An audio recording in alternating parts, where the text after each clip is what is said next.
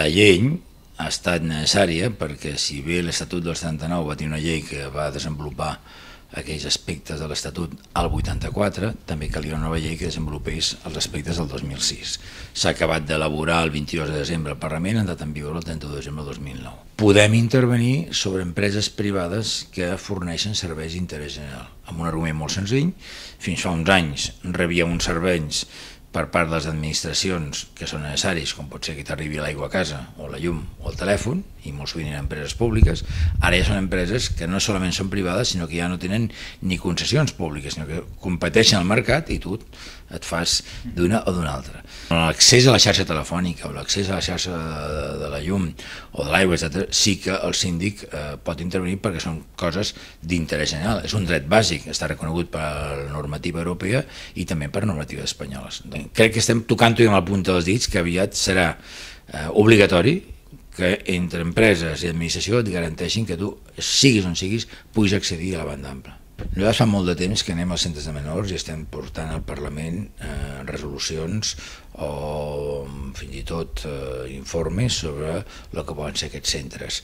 Per tant, és un tema que, amb tot el respecte per Amnistia Internacional, des d'aquesta casa, fins i tot els meus predecessors ja ho havien treballat.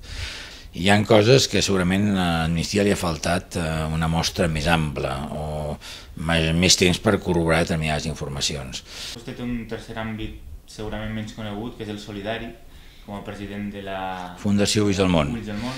Aquest àmbit em motiva moltíssim, m'ocupa molt de temps dels que tinc lliure i a més fins i tot aporto tot el que puc del punt de vista econòmic, però té un feedback impecable.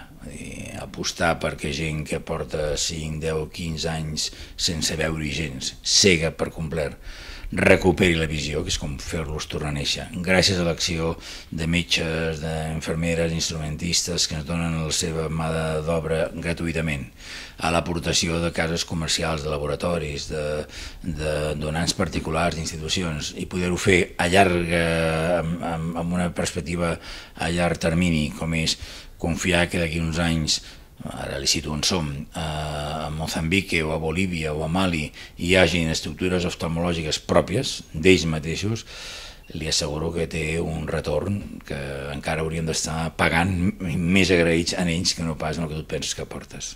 Molt bé.